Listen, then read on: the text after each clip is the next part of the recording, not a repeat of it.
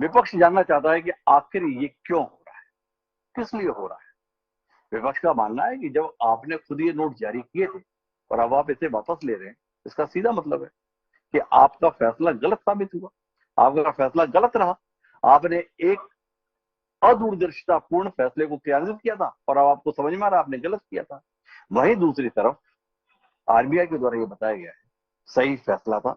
लंबे समय पहले से इन नोटों की छपाई बंद कर दी गई थी और अब ये नोट कोई बहुत ज्यादा चलन में नहीं है, क्योंकि उद्देश्य पूरा हो चुका है, इसलिए अब इन नोटों को बाजार से हटाया जा रहा है। वैसे भी नरेंद्र मोदी की सरकार में आने के बाद बार बार नगदी में लेन देन को हतोत्साहित करने की बात की गई, डिजिटल लेन देन के संदर्भ में बात की गई, ऑनलाइन बैंकिंग के संदर्भ में बात की गई, पैरेलल इकोनॉमी को खत्म करने के संदर्भ में देश में बात की गई।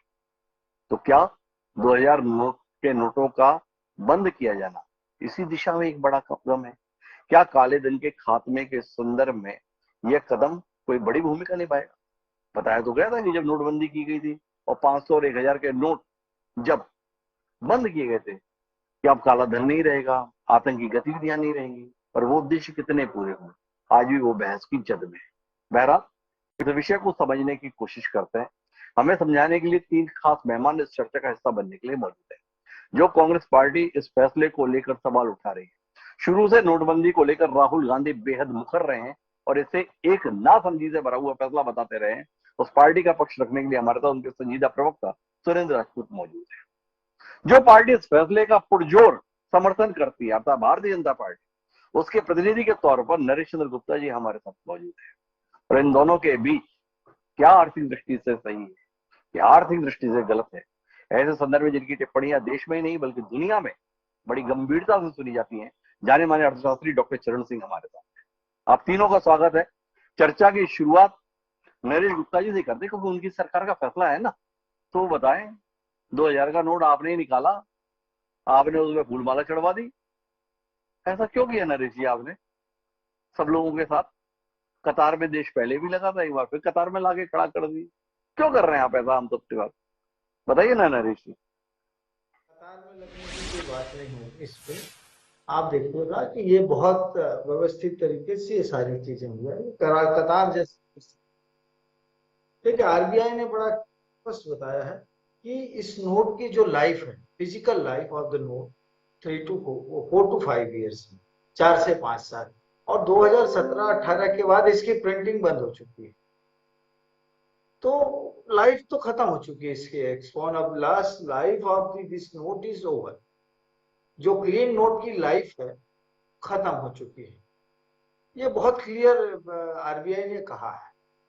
तो वो बहुत बड़ा इशू नहीं, और बहुत सिस्टमेटिकली बहुत सारी चीजों को लेकर आप जाइए। यदि आपको नोट एक्सचेंज करना है तो 2 मिनट में एक्सचेंज हो जाएगा। आप बिना किसी पेपर के जाना है, वापिस 10 नोट दीजिए, उसका दूसरा एक्सचेंज नोट ले आइए, दैट्स ऑल। और यदि आपको बैंक अकाउंट में डालना है तो you can deposit any Naresh ji, ये अमाउंट। तो मैंने खुद ने अपने उद्बोधन में बता दिया। मेरा तो एक मासूम सवाल आपसे ये है, आप हम लोगों को समझदार नहीं मानते, इसमें तो कोई दिक्कत नहीं, पर आप हम लोगों को इतना ना समझ भी क्यों मानते हैं, ये मेरा सवाल है। आपने तर्क क्या दिया? आपने तर्क ये दिया कि नोटों की उम्र तो वैसे ही खत्म हो गई थी, 4-5 साल होती, उम्र खत्म हो गई। भाई उम्र खत्म हो गई तो अपने आप मर जाने देते ना, ये आपने मारने का फरमान क्यों जारी किया? भाई नोटों की उम्र नहीं रही तो नोट नहीं रहेंगे, आपको ये ऐलान करने की जरूरत क्यों पड़ी? आप चाहें तो अभी भी लोग आपको दिखा सकते हैं, नोट एकदम नए हैं, करकरे हैं, तिजोरियों में रखे हैं। आपने जो नोट छापे वो तिजोरियों में जगह कम घेरते हैं। जिन नोटों को रखने के लिए सूटकेस की जरूरत पड़ती थी ना, वो ब्रीफकेस में समाने लगे। क्या नरेश जी, आपको नहीं लगता है एक गलत फैसला लिया था? आप काले धन को रोकना चाहते थे, इसके लिए नोट बंद किए थे, पर बड़े नोट ला दिए। काले धन के संदर्भ में जिनकी दिलचस्पी रहती है उनकी मदद कर दी। अब अपने उस फैसले के माध्यम से सुधार रहे हैं गलती। क्या कहते हैं नरेश? नहीं नहीं, ऐसा कुछ भी नहीं है। ये तो आपका एक लाइन, मैं उस बात से एग्री करता हूँ कि नोट तो फर्स्ट टर्नओवर के बाद सेकंड टर्नओवर में नहीं गया होगा, जो शायद छत्तीसगढ़ में और वेस्ट बंगाल में दिख रहा है और बहुत सारे स्टेट में दिख रहा है। तो ये तो एक, this is one of the reason also. जो मेरा व्यक्तिगत राय है, एक रीजन होगा उसपे, जो वेस्ट बंगाल में दिखा और छत्तीसगढ़ में ढेरों जगह दिखेगा। अब चिंता ना करें आप हिमांशु जी, मैं तो आपको बोलता हूँ कुछ कोल्ड स्टोरेज में, कुछ गोडाउन्स में, कोई आइसोलेटेड एरियाज में आप कैमरा लगाइए। You are a media person, कुछ ऑफिशियल्स में हाँ, मतलब कुछ केंद्र में सरकार आपकी रहे और कैमरे लगाने का काम हम करें, बहुत बढ़िया। अरे जी, दलील आपकी बहुत जबरदस्त है। आपकी दलील के लिए स्वागत है, पर मैं सुरेंद्र राजपूत जी के पास जाना चाहूंगा। नरेश जी ने तो बता दिया, उम्र पूरी हो गई थी, हटा दे रहे हैं, क्या फर्क पड़ रहा है। सुरेंद्र जी, इतना ही सरल मामला आपको भी समझ में आ रहा है कि कुछ और समझ पा रहे हैं? नरेश जी बड़े मासूम आदमी हैं हिमांशु भाई। कहते हैं ना जी हाँ। कि जिसको ये गरूर है कि वो मज़े में है, या तो वो फ़कीर है या नशे में है। अब एक जी फ़कीर साहब इस वक्त ऑस्ट्रेलिया में घूम रहे हैं और बाकी इनके सारे भक्त नशे में घूम रहे हैं। आप मुझे आज तक बताइए, आप तो बड़े प्रबुद्ध पत्रकार हैं हिमांशु जी, 7 साल में आज तक हिंदुस्तान का कौन सा नोट खत्म किया? 5 का, 10 का, 20 का, 50 का, 100 का या 200 का या 500 का या 1000 का या 2000 का? आज तक पहली बार ये सरकार ऐसी आई है जिसने एक मूर्खतापूर्ण फैसला नोटबंदी का लिया था। 500 और 1000 के नोट खत्म किए थे और 1000 की जगह 2000 के डिनोमिनेशन का नोट लेकर के आए थे। राहुल गांधी जी ने, कांग्रेस पार्टी ने उस वक्त भी इनके फैसले का विरोध किया था। आपने अपने उद्बोधन में स्पष्ट कर दिया था कि उन्होंने कहा था आतंकवाद खत्म हो गया क्या? उन्होंने कहा था कालाधन खत्म हो गया क्या? अभी आप ही लोग पिछले दिनों रिपोर्ट दिखा रहे थे कि आतंकवाद भी बढ़ा, काला धन जो था वो 86% और बढ़ गया। अभी स्विट्जरलैंड के बैंकों की रिपोर्ट कह रही है कि 14 से पहले तो 15,000 करोड़ रुपए था, आज की डेट में 60,000 करोड़ से ऊपर काला धन वहां पर चला गया। ये भी अपने आप में सच है। तो ये आप दो जो सरकार अपने अदूरदर्शी फैसले करती है, मैं मूर्खतापूर्ण कहूंगा तो नरेश जी गुस्सा कर जाएंगे, उस फैसले को ढकने के लिए, एक गलती को ढकने के लिए दूसरी गलती कर रहे हैं, और उस दूसरी गलती का जो मेन ठीकरा फोड़ रहे हैं वो आरबीआई के सर पे फोड़ रहे हैं। तो भाई आप ये भी कह दीजिए नोटबंदी भी आरबीआई ने करी थी। आज जब ये कह रहे हैं कि आरबीआई का ये फैसला है, तो पहले नोटबंदी भी तो आरबीआई का हमेशा फैसला होता था, पहली बार मोदी जी का फैसला हुआ। आरबीआई को शिखंडी बना करके उसके पीछे मत छुपिए, बहुत साफ सी बात है। नेहरू जी के चित्र के पीछे जैसे छिपकलियां छुप जाती हैं, ऐसे कतई मत छुपिए, अपनी गलती मानिए। आप कहिए कि नरेंद्र मोदी जी का फैसला वो बहुत गलत था, अदूरदर्शी था। अदूरदर्शी फैसले का खामियाजा पूरे देश ने भुगता, पूरे देश के रिटेल सेक्टर ने भुगता, पूरे देश के जो मध्यम वर्गीय और छोटे व्यापारी है उन्होंने भुगता, किसानों ने भुगता, बेरोजगारों ने भुगता, गृहिणियों ने भुगता। अरे भाई, गृहिणियों के पास मैं बताऊं आपसे, उनके मायके से कभी 500 का नोट मिल जाता है किसी को, कभी किसी को 1000 का नोट मिल जाता, छुपा के रखती थी बेचारी वो अपनी उसमें, कभी किसी क्या नाम जिसको कह सकते हैं गेहूं के बर्तन में। सुरेंद्र राज, मुझे कोई जरूरत थोड़ी है कि आप अपने घर की बात जो है इस कार्यक्रम में भी बताएं। भाई, सबके अपने अपने दर्द हैं, ये तो बात मान ली, पर आप तो अभी आज के फैसले के संदर्भ में बताइए। आपने बताया कि वो गलत फैसला था, आज का फैसला तो स्वागत योग्य है। भूल सुधार के रूप में ही कम से कम इस फैसले की सराहना कीजिए। आप उसे भी गलत बता रहे थे, इसे भी गलत बता रहे हैं। मैं वही बता रहा हूं। कहते हैं ना कि हम लोग तरफ कहावत है, अगर उसको कह देंगे तो फिर आपके यहां बड़ी दिक्कत हो जाएगी, हमारे खिलाफ मानहानि का मुकदमा हो जाएगा।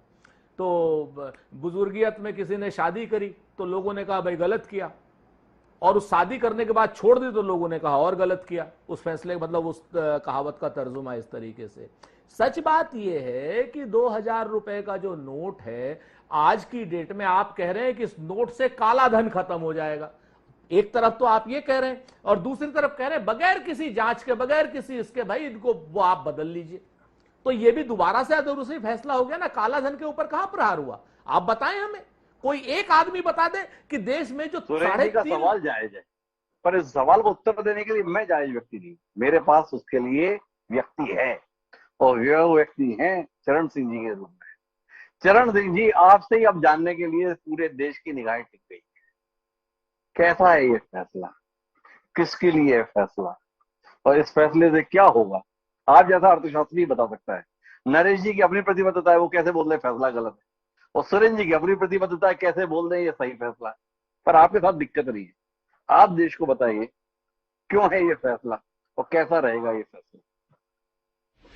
मेरे विचार में, ये अर्थशास्त्री होने के नाते मैं बता रहा हूँ, मेरे विचार में ये जरूरी था और अच्छा हुआ कर दिया, क्योंकि इससे सरकार की निष्ठा दिखती है कि जो उन्होंने 2016 में कहा था कि हम भ्रष्टाचार के अगेंस्ट काम कर रहे हैं, वो उन्होंने निभाया।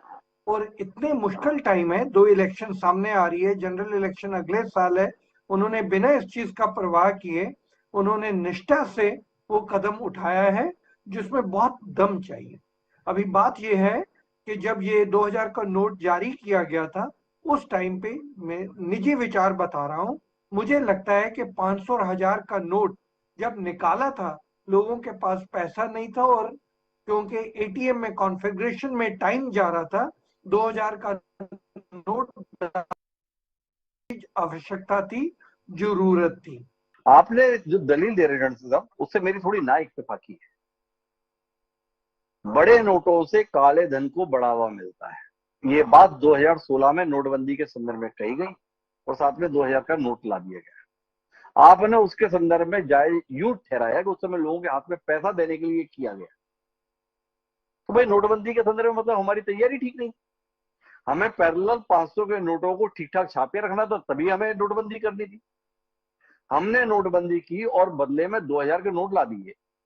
और जैसा कि मैंने पहले भी कहा कि जो लोग लेन देन में सूटकेस का इस्तेमाल करते थे, उनको सहूलियत हो गई, अब ब्रीफकेस में काम चल जा रहा है। क्या आप नहीं मानते कि काले धन के संदर्भ में ये 2000 के नोट मददगार रहे? तो मेरे जो समझ में बात आई है, जब आप नोटबंदी का इतना बड़ा निर्णय लिया, उसको बहुत सीक्रेट रखना पड़ता है, और मैं इससे पूरा सहमत हूं कि इतना सीक्रेट रखना पड़ता है। 500 के पैरेलल नोट बना के रखना, वो सीक्रेट फिर सीक्रेट नहीं रह सकती है। उसमें 40-50 दिन प्रधानमंत्री जी ने खुद कहा कि मुझे 50 दिन दीजिए, उसमें मैं पूरा नॉर्मल कर दूंगा।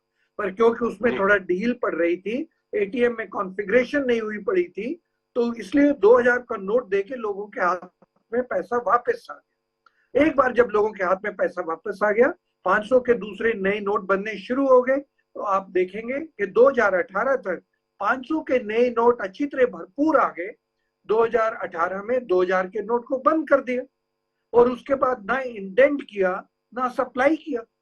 तो बहुत अच्छी नीति है कि हमने, क्योंकि तोड़ना है भ्रष्टाचार को, बड़े नोट भ्रष्टाचार में सहायता देते हैं, इसलिए बड़े नोटों को खत्म करना। और विदेश में देखिए, आप अमेरिका में $100 $50 का नोट लेके चले जाएं दुकान में, लोग तंग हो जाते हैं। वहां $10-20 चलता है, यहाँ पर 200-100 का नोट काफी है। पर मैं जो बताने का प्रयत्न कर रहा था, जितने भी नोट होते हैं, आप मनी सप्लाई बढ़ाते जाइए, दूसरी साइड से निकालते जाइए। 500 का नोट और 1000 का नोट पहले और अब भी। 2000 का नोट तो एक ऐसा नोट है, आप जितना मर्जी उसको पंप करिए, बाहर आता ही नहीं है। वो ना सॉइल होता है, वो कहीं जाके बैठ जाता है। उससे साफ, कोई जादूगर नहीं है, कोई रॉकेट साइंस नहीं है, उससे साफ स्पष्ट है कि 2000 का नोट होर्डिंग के काम आता है, बाकी सब नोट सर्कुलेशन के काम आते हैं। जब 2008 से 2000 का नोट बना ही नहीं था, 2018 से, तो ये मुझे तो सब उस टाइम पे ही लग रहा था कि इसके जाने का टाइम हो गया। एनुअल रिपोर्ट में आप रिजर्व बैंक का देखिए, 2018 के बाद नोट बन ही नहीं रहे हैं। अपनी चरम सीमा पे ये 37% थे टोटल मनी सप्लाई के। 31 मार्च 2023 में 10% रह गए थे। तो उससे भी साफ दिख रहा था कि लोगों का भी इस पे ज्यादा भरोसा नहीं है। सबसे बड़ी बात, रिजर्व बैंक ने सर्वे किया। सर्वे में उन्होंने उनसे पूछा कि ये जो 2000 का नोट है, इसके बारे में आपका क्या विचार है? तो लोगों ने कहा कि 100 का नोट हमें बहुत अच्छा लगता है, 2000 का नोट हमें पसंद ही नहीं है, हम रखना ही नहीं चाहते। तो जब 2000 का नोट लोग रखना नहीं चाहते, रोजमर्रा काम करने वाले लोग, इसका साफ मतलब है कि 2000 का नोट कहीं पे तो बैठा है जो उसको रखना चाहते हैं। वो कौन है जो उसको रखना चाहते हैं? तो आप किसी भी बैंकर से पूछिए, किसी से भी पूछिए, वो बताएंगे रोजमर्रा जिंदगी में बैंक के पास भी 2000 का नोट नहीं आता है, वो जाके कहीं लॉकर में पड़ा है। कौन लोग हैं जो 2000 का नोट रखना चाहते हैं? चरण सिंह जी ने मासूमियत के साथ सवाल किया। उत्तर के लिए नरेश जी के पास चलता हूँ। नरेश जी, आपके साथियों के पास चुनाव का समय आ रहा है, लोगों ने चुनाव के लिए तैयारियां कर रखी थी, चुनाव के लिए जमावट कर रखी थी, खलल डाल दिया आपने सबकी तैयारियों में। पर आपने ये ध्यान नहीं दिया कि इसमें विरोधी नहीं, आपके भी तो अपने होंगे जिनकी तैयारियों में ये नोट मददगार होंगे। क्या होगा उनकी तैयारियों का? क्या कहते हैं हिमांशु जी? मेरे कांग्रेस के मित्र सुरेंद्र जी ने एक लाइन कहा कि घर की माताओं और बहनों का नोट रहता था। ये माताओं और बहनों के आड़ लेकर उनको सामने करके अपने करप्शन मनी का दर्द को बताते हैं। हाहाकार मचा दिए थे नोटबंदी के समय में। और शायद सुरेंद्र जी इस बात से सहमत नहीं होंगे, कितने हजार करोड़ का टैक्स इवेजन, कितने हजार करोड़ का टैक्स इवेजन मिला उसमें। जब पहला प्रथम नोटबंदी हुई थी पिछले समय में, तो कितने हजारों करोड़ का टैक्स इवेजन निकला। कितने लोगों ने बैंक में क्या क्या किया, वो सारी चीजें आ गई ट्रेल तो में। उससे हमें फायदा अभी क्या तो हुआ? अगर आपको टैक्स में इतने पैसे मिले तो अभी आपने रेलवे में सीनियर सिटीजन की छूट खत्म कर दी, मिला क्या? सड़कें बनाना बंद कर दिया, टोल के भरोसे पे हमारी पूरी यात्राओं को डाल दिया। मिला क्या कुल मिलाकर लोगों को? जो आपको टैक्स में इतना पैसा मिला तो लोगों को क्या फायदा हुआ? नरेश जी थोड़ा बताओ ना। फायदा हो रहा है तो लोगों का ही फायदा है। सरकार के ऊपर आज तक पिछले 9 सालों से सरकार चल रही है, कोई भ्रष्टाचार का आरोप नहीं है। इसका मतलब आपकी और मेरी प्रायोरिटी में नहीं, सरकार की प्रायोरिटी में काम हो रहा है। हो सकता है वो मैं उसका बेनिफिशियरी ना हो, मेरा पड़ोसी बेनिफिशियरी होगा, मेरे दूसरे गांव का आदमी बेनिफिशियरी होगा, किसान बेनिफिशियरी होगा, तो पब्लिक एट लार्ज बेनिफिशियरी है। मैं बेनिफिशियरी हूँ हर जगह, पॉलिटिशियन अरे बेनिफिशियरी नरेश जी हो। बहकाइए मत, हमने सीधा सवाल किया। सीनियर सिटीजन की रेलवे में मिलने वाली छूट को आपने छीन लिया। इसमें तो आपके घर के लोग भी जल गए, पड़ोसी भी जल गए, आपके घर में काम करने वालों की भी सहूलियत छिन गई। उसमें तो आपने कोई तर्क दिया नहीं, सीधे सुरेश राजपूत जी की बचत के संदर्भ में आपने सवाल कर दिया। मैं आखिरी बातचीत के लिए सुरेश जी आपके पास आता हूँ। भाई बड़े नोट करप्शन में मददगार होते हैं, ये लगभग हर अर्थशास्त्री का कहना रहा है। आप भी ना इत्तेफाक की नहीं रखते हो। क्या सरकार के इस फैसले को आप नहीं मानते कि काले धन के खिलाफ लड़ाई के संदर्भ में एक अच्छा फैसला है? बड़े नोट चलन से बाहर होने चाहिए। सुरेंद्र जी क्या आप इस संदर्भ में उठाए गए कदम की सराहना नहीं करना चाहिए? 3-4 चीजें बड़ी स्पष्ट हैं। सरकार के जो फैसले हैं, कहते हैं ना कि अंधी अंधी तेरा बेटा आया, तो कहन भैया गोद में बैठे तब मैं जानूं कि मेरा बेटा आया है। सरकार का अगर 2014 से काले धन पर प्रहार है, तो सरकार ने 3 रुपए 50 पैसे की एक्साइज ड्यूटी जो डीजल पर थी 32 रुपए के करके अब तक लगभग 30 लाख करोड़ रुपए एक्स्ट्रा अर्न किए। उसको कौन सी वेलफेयर स्कीम में लगाया, जरा बता दीजिए। 2014 में हमारे पास 49 लाख करोड़ रुपए का 70 साल में कर्ज हुआ था। आज सरकार के इस 9 साल के शासन काल में लगभग 160 लाख करोड़ का कर्ज हो गया, यानी 100 लाख करोड़ रुपए दुनिया से इस सरकार ने और उठा लिए। 30 लाख करोड़ जनता से लूटे, 100 लाख करोड़ का कर्ज लिया, 130 लाख करोड़ का हिसाब कहां है, कोई बता देगा? तीसरी बात जो सबसे बड़ी चीज है कि वो जो काले धन की बात कर रहे हैं, तो अडानी की जो शेल कंपनियों में लाखों करोड़ रुपया गया है, जिसका कि 20,000 करोड़ की ट्रेल है जो बता ही नहीं पा रहे। तो ये काला धन बढ़ा है कि घटा है, ये तो सरकार की रिपोर्ट्स बता रही हैं कि पिछले 9 साल में काला धन बढ़ा है। दुनिया की अर्थशास्त्रियों की रिपोर्ट बता रही है कि हिंदुस्तान में काला धन पिछले 9 सालों में बढ़ा है। दुनिया की रिपोर्ट्स बता रही है कि प्रधानमंत्री जी ने कहा था कि हम लोग प्लास्टिक मनी को बढ़ावा देंगे, तो 86% जंप आया है कैश फ्लो में इस हिंदुस्तान में ही। ये जो अभी जो अर्थशास्त्री साहब कह रहे थे, मैं इनको जवाब दे रहा हूं। जब कैश फ्लो में भी हिंदुस्तान में बढ़ोतरी हुई, काले धन में भी बढ़ोतरी हुई, 604 नंबर का अडानी दूसरे नंबर का बन गया, उसके यहां 20,000 करोड़ रुपए कहां से शेल कंपनी में आ गए, 130 लाख करोड़ आपने कर्ज भी ले लिया, वेलफेयर स्कीम भी आपने खत्म कर दी। उसके बाद भी वो पैसा गया तो गया कहां? चूंकि हमारे पास ना तो इस वक्त लोकपाल है, नहीं क्या नाम आरटीआई को ये लोग कायदे से वो रखते हैं। इस सरकार को जाने दीजिए हिमांशु भाई, इतने बड़े बड़े घोटाले आपके सामने आएंगे, इतने बड़े बड़े घोटाले सामने आएंगे, न भूतो न भविष्य। तो ये तो बहुत भ्रष्ट। सुरेंद्र राजपूत जी ने कई सारी बातें कह दी। मैं आखिरी टिप्पणी के लिए डॉक्टर चरण सिंह जी के पास आना चाहता हूँ। कई सारे आंकड़े सुरेंद्र राजपूत जी ने इतने आत्मविश्वास के साथ कहे हैं कि मुझे भी लगने लगा कि सही तो नहीं बोला है। और मेरे पास आप जैसा परीक्षक मौजूद है, तो आपसे जानना चाहता हूँ, क्या वाकई ऐसा हो गया कि कैश का ट्रांजैक्शन बढ़ गया है? क्या वाकई ऐसा हो गया है कि 100 लाख करोड़ का कर्जा हमने बढ़ा लिया है? क्या वाकई ऐसा हो गया है कि 30 लाख करोड़ हमने पेट्रोल डीजल में ज्यादा कमा लिया है इस सरकार ने? थोड़ा चरण सिंह जी आपके माध्यम से पता चल जाए कहानी क्या है। थोड़ा गंभीरता से सारी चर्चा करनी पड़ेगी, क्योंकि बहुत ज्यादा बातें आपने कही हैं। जहां तक ऋण का सवाल है, आप पूरी दुनिया में देख लीजिए ऋण किस रफ्तार से बढ़ा है, तो अपने भारत देश का भी ऋण देख लीजिए किस रफ्तार से बढ़ा है। आप देखेंगे कि कोविड के दौरान और कोविड के बाद और रशिया यूक्रेन लड़ाई के बाद जो दुनिया में जिस तरीके की स्थिति सामने आई है, बहुत गंभीर स्थिति सामने आई है, उसमें हमारा देश उभर कर ठीक सामने आ रहा है। दुनिया भर में हमारे देश का कोविड के दौरान और कोविड के बाद जो हमारी पॉलिसियां हैं उन पे दुनिया समझ रही है। कोविड के बाद रशिया यूक्रेन की लड़ाई के बाद अमेरिका में बैंक डगमगाए हैं, यहाँ पर एक भी बैंक डगमगाया नहीं, आप जानते ही हैं। जहां तक देश की अर्थव्यवस्था का सवाल है, बैंक मजबूत है।